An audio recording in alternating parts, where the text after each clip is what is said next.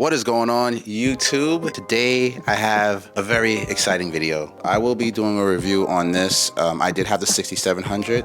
I opted into getting this and I'll tell you guys why in a second. Actually, you know what? Let's talk about it now. So, Fx30. Fx30, bad boy here. I want to talk about why I got the Fx30 and I want to explain to you guys the gist of it all. I have two kids that are currently participating in sport events and I record them a lot. I don't take too many pictures. I don't do any of that stuff. I do a lot of recording. For the duration of the recording, the 6700 has cut off on me a lot. I was not able to grab every footage that I wanted at 4K 60 frames. So therefore, I was having those issues. You may say, oh, well, why don't you add this, add that, add this, add that? It's still cheaper. Yes, I am not one to adding a lot of stuff to my camera. I like the cage, I like the handles, and I like a tripod, and that's about it. Now, the reason why I opted into this is because I realized how difficult a gimbal was. Now, I'm not saying that this is not able to go in a gimbal. I did have the RS3 Mini, I believe that's what it's called. It is from DJI, RS3 Mini. I did have that, and it was really good for the 6700 with a contemporary lens, and the lens that you guys do know about, this Sigma lens here. This 18-50 Sigma lens 2.8 was really good with the RS3 Mini and the 6700 paired together. I am sending this back because I gave back my 6700 and opted to get into this. Now I could keep this and use this. You guys can comment below why I would keep that and have this at the same time. Put that back there. So now I have this.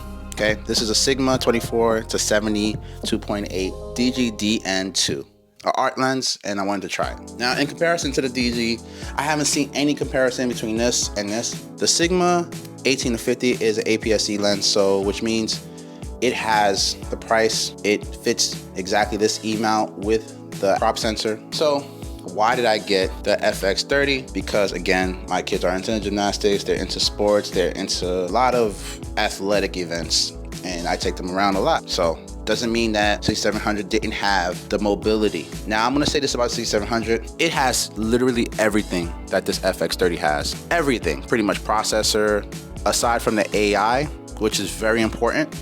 I agree. I think the 6700 overall is a better camera. This is known to be a cinema camera. However, people will bash it and say the Fx3 is obviously better, and I know that. They say full frame lenses are the best thing and not APS-C, which I can understand. Now, the reason why I got rid of the 6700 is because of this bad boy here. This is the A6000. Now, I'm not saying that the A6000 was the end-all be-all and the best ever, but this was my first camera that I used in order to start streaming. This is one of the first APS-C cameras that I opted into getting because of the quality I've seen in other people's streams. I said, you know, I gotta get this camera. Why not? I got it, had it for about 2-3 years, and then all of a sudden, it just stopped working. I think I used a dummy battery, and then once I put an official battery inside, it just stopped working. I don't know why. I think something happened with maybe water damage. I don't know, heat damage. I don't know. Maybe just the sensors are off now and got to get replaced. I'm not willing to spend that type of money for a camera that's not even being serviced anymore. So that lineup, the A6000, A6100, A6400, which is being shot on this right now, and the A6700, which was the latest one of this camera right here. It just broke on me, and I don't want to take the chance of the longevity not being there, the overheating that I've experienced already. And again, I tell you, this camera packs a wallop. It has everything that you need in a camera. But I'm talking about you have to record for less than 10 minutes on 60 frame 4K, and I was not in a hot environment. Instead, I was actually in a gymnastics meet where it's actually pretty chilly. But when you have it set to that, you have to continuously turn the camera on and off. If you leave it on, you'll start having heat exhaustion. And if you even turn the setting off, it still gives you issues. Now that auto focusing, everything else, amazing. If this camera had a fan, oh, wow, they can easily justifiably upcharge it for about another $300-400. Right? It should be more expensive than the FX camera, in my opinion. So some things that people are not saying on the internet, which is pissing me off, is that 100% undoubtedly the A6700 is better.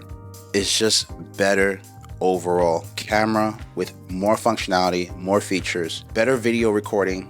In my opinion, it records videos way better than the Sony Fx30. With the reviews that I've seen, a lot of people were just edging around the Sony Fx30, just saying it's better. And I think the reason why people like it and the reason why I like it is just the body, man. The body is amazing. It's a beautiful, beautiful camera. That everybody doesn't mention is the record buttons that do flash on every side.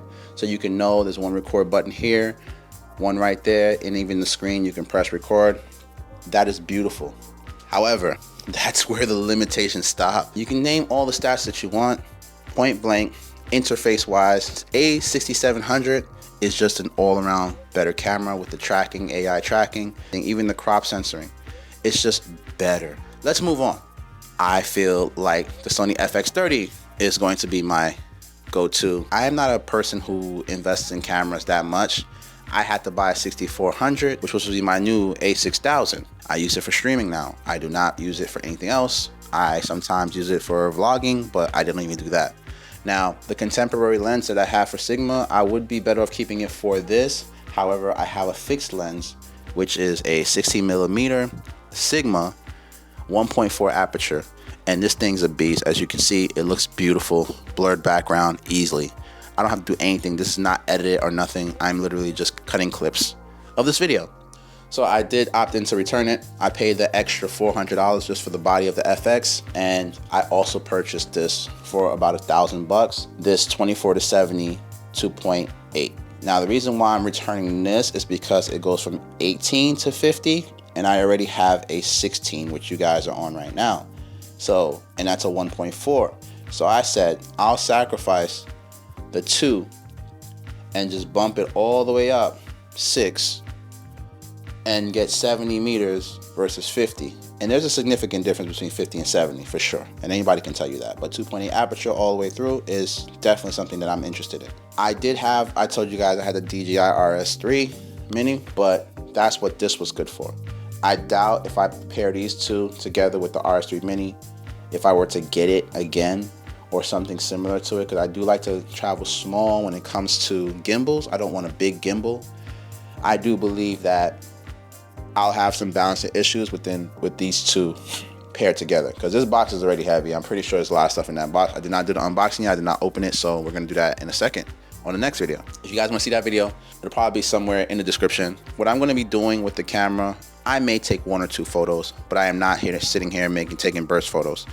Even if I catch something that I really want to see, I'll still take the photo. I may miss the opportunity, but that's not what this is for. That's not what I'm using it for. I am using it for videography only. Now you may say, why didn't you just keep this A6700? I'm thinking to myself, nah, it's not that smart of an idea. And how Sony is always coming out with new cameras all the time, but this one is the only thing right now that I've seen test, and everyone has either a liking towards it or they're saying, well, I figured out my style, so I had to trade this in. When you figure out your style, this is my advice to anybody that's into photography. Are you the person that likes to be on the move? Do you like to travel light?